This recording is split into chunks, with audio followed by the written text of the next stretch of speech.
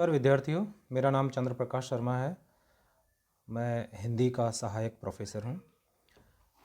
हमारी जो बीए प्रथम वर्ष में हिंदी की पाठ्य पुस्तक चल रही थी आधुनिक कहानियाँ, उनमें से मैंने पहली कहानी उसने कहा था पिछले व्याख्यान में आप लोगों को पढ़ाई और उसके महत्वपूर्ण प्रश्नोत्तर, उसके कथानक और कहानी की जो प्रमुख बातें थीं वो सब आपको बताई।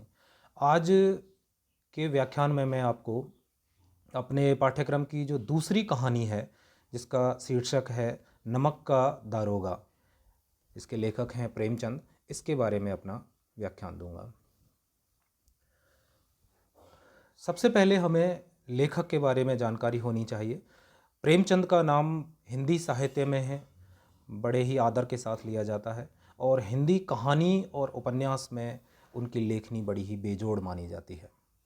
प्रेमचंद का जन्म 1880 ईस्वी में लमही उत्तर प्रदेश में हुआ और उनका देहावसान 1936 ईस्वी में हुआ। इनका वास्तविक नाम धनपत राय था और सर्वप्रथम जब इन्होंने कहानियाँ लिखना प्रारंभ किया तो ये उर्दू में नवाब राय के नाम से कहानियाँ लिखा करते थे। इनकी प्रसिद्ध कहानियों की अगर बात करें हम तो पंच परमेश्वर, सदगति, कफन, पूस की रात, सवा सेर गेहूँ, दो बैलों की कथा, ईदगाह, बूढ़ी काकी, बड़े भाई साहब, अलगोजा, आत्माराम, गुल्ली डंडा, ठाकुर का कुआं, शतरंज के खिलाड़ी, सुजान भगत, नमक का दरोगा इत्यादि बड़ी ही प्रसिद्ध कहानियाँ हैं। इनकी लगभग 300 कहानियाँ प्रकाशित हुई हैं, जो कि मानसरोवर कहानी संग्रह के 8 भागों में प्रकाशित हुई हैं। प्रेमचंद का नाम हिंदी साहित्य में बड़े ही स्वर्णिम अक्षरों में लिखा जाता है। प्रेमचंद को हिंदी गद्य में बड़ा ही मूर्धन्य साहित्यकार माना जाता है। इनके उपन्यास भी बड़े ही बेजोड़ किस्म के हैं, जिनमें प्रेमाश्रम, सेवा सदन, गोदान, गबन, निर्मला इत्यादि बड़े ही प्रसिद्ध उपन्यास हैं। प्रेमचंद को मुंशी प्रेमचंद भी कहा जाने लगा। हंस पत्रिका का जब संपादन होने लगा तो कन्हैयालाल मुंशी और प्रेमचंद दोनों ने मिलकर के हंस पत्रिका का संपादन प्रारंभ किया। क्योंकि कन्हैयालाल मुंशी अपने नाम के पीछे मुंशी लगाते थे और प्रेमचंद का नाम इसमें शामिल था, इसलिए कालांतर में आगे चल करके इन्हें मुंशी प्रेमचंद कहा जाने लगा। मुंशी प्रेमचंद के बारे में कुछ महत्वपूर्ण बिंदुओं पर यहाँ विचार कर लेना आवश्यक होगा, जो कि उनकी कहानी कला को समझने के लिए और उनके साहित्यिक व्यक्तित्व को जानने के लिए बड़ा ही महत्वपूर्ण है। प्रेमचंद पहले 1904 से 1916 ईस्वी तक नवाब राय के नाम से उर्दू में कहानियाँ लिखा करते थे। इनकी उर्दू की कहानियाँ भी बड़ी ख्याति प्राप्त कर रही थीं। इनका पहला कहानी संग्रह सोजे वतन नाम से 1908 ईस्वी में प्रकाशित हुआ। ऐसा कहा जाता है कि यह जो कहानी संग्रह है, इसमें देशभक्ति से ओतप्रोत कहानियाँ लिखी गई थीं और इनसे अंग्रेज़ सरकार खुश नहीं हुई और उन्होंने इस पूरे कहानी संग्रह को प्रतिबंधित कर दिया। साथ ही इसकी जितनी भी प्रतियां छपी थीं और प्रकाशित हुई थीं उन्हें जब्त कर लिया गया और इनके लेखक जो कि नवाब राय थे उन पर पूर्णतः प्रतिबंध लगा दिया कि ये कोई भी कहानी ना लिख पाएंगे। इसके पश्चात प्रेमचंद अपनी लेखनी को रोकने वाले नहीं थे और उन्होंने नवाब राय नाम का त्याग कर प्रेमचंद के नाम से हिंदी में लेखन कार्य प्रारंभ किया। प्रेमचंद की विशेषता यह है कि वो समाज को अपने सम्मुख रखकर साहित्य की रचना करते हैं। उनके लिए साहित्य केवल मनोरंजन तक सीमित नहीं है, अपितु उसका उद्देश्य समाज से जुड़ा हुआ होना चाहिए।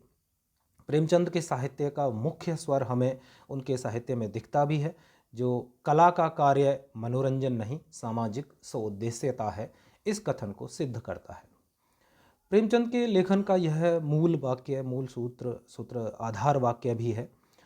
प्रेमचंद की कहानियों में समाज को प्रमुखता दी गई है, समाज की कुरीतियों को, राजनीतिक उथल पुथल को, किसानों की दयनीय दशा को, सामाजिक रूढ़ियों पर प्रहार, आडंबरों का विरोध, नारी वेदना, नारी के साथ होते हुए अत्याचारों का बड़ा ही मार्मिक चित्रण उनकी कहानी और उपन्यासों में मिलता है। कहानियों में उन्होंने ग्राम्य जीवन को विशेष महत्व दिया है। आंचलिक तत्व भी उनके कहानियों में मिलते हैं। रूढ़ियों को उन्होंने बहुत ही अच्छी तरह से पकड़ा है। अपनी कहानियों में वो इन पर कटाक्ष करते हैं। दलित और शोषित और वंचित वर्ग को उन्होंने अपनी कहानियों में पर्याप्त स्थान दिया। उनके साथ हो रहे अन्याय और अत्याचार को उन्होंने चित्रित किया है।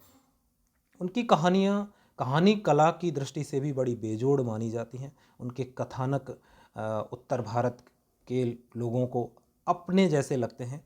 उनकी कहानियाँ प्रभावित करती हैं और पाठक उनको पढ़ते पढ़ते उनमें खो जाता है। कहानी कला की जो श्रेष्ठतम उत्कृष्ट कहानियाँ हैं, उनमें प्रेमचंद की बड़ी ही महत्वपूर्ण कहानियों का नाम लिया जाता है। प्रारंभ में प्रेमचंद का जो लेखन है वह आदर्शवाद से प्रभावित है। कहानियों पर उनका गांधी दर्शन का भी उन पर पर्याप्त प्रभाव दिखाई देता है, जहाँ वो सत्य और अहिंसा की बातें करते हैं, समाज सुधार की बातें करते हैं। आदर्शवादी कहानियों में उन्होंने बड़े भाई साहब, दो बैलों की कथा, इस प्रकार की जो कहानियाँ हैं, ईदगाह, अलगोजा, इनमें उन्होंने समाज में सुधार की और आदर्शवाद की कल्पना की है।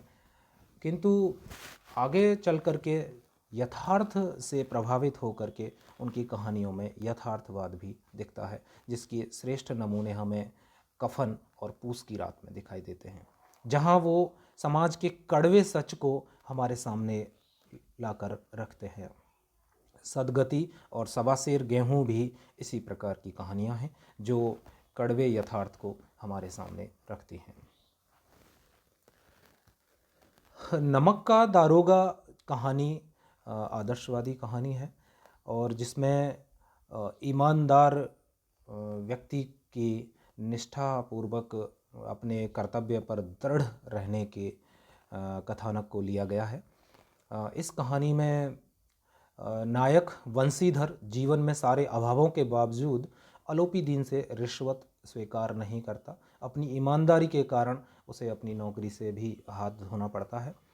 बंशीधर के पिता बंशीधर की इस अव्यावहारिकता पर नाराज होते हैं, किंतु आलोपी दिन बंशीधर की ईमानदारी और कर्तव्य परायणता और दृढ़ता से प्रभावित होकर उसे अपनी सारी जायदाद का स्थायी मैनेजर नियुक्त करते हैं।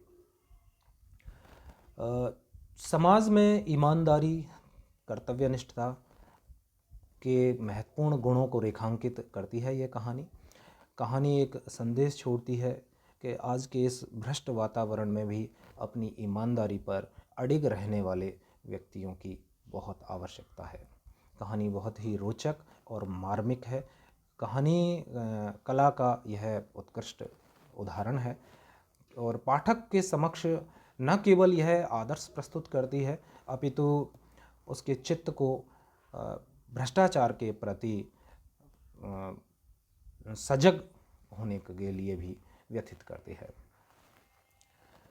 नमक का दारोगा कहानी के कुछ महत्वपूर्ण अंश और कुछ महत्वपूर्ण व्याख्यात्मक बिंदुओं पर तथा प्रश्नों पर मैं अगले व्याख्यान में चर्चा करूंगा। आज के लिए इतना ही। धन्यवाद।